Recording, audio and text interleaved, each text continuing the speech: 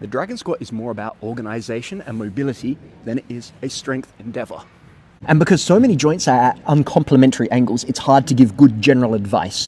But I'm going to do my best anyway. One thing certain, good dorsiflexion makes it far easier to keep the center of mass above the base's support. That's not a handstand cue, that's just physics. The more angle you can create at the ankle, the more room you have to compensate elsewhere. Sadly, dorsiflexion is one of the hardest ranges to improve thanks to bone structure and joint geometry. But if you scroll down 14 lines in my profile, you'll see my preferred method, the cat stance. If you don't struggle with dorsiflexion, Best place to get started is becoming familiar with the awkwardness of the bottom position. I tend to avoid bands and fingertip support as they change the size of the base's support. Instead, elevate the foot for more room to learn the fold, then lower it over time. And it doesn't just need to be the isometrics.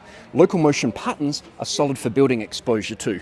Improve hip adduction at this ridiculous angle. Be sure to suffer at maximal intensity. Use the full eccentric to teach the pathway. The more elevation, the more forgiving. Markers will be your best friend for keeping track of partials and progress. Partials can be applied for the reaching foot, the shoulder, or even just isolating the shoulder tap. And then adding a little distance to each session becomes your progressive overload. Controlling the Dragon Pistol isn't found by forcing positions, but by understanding where you are in space and time, and building the patience to organize it piece by piece.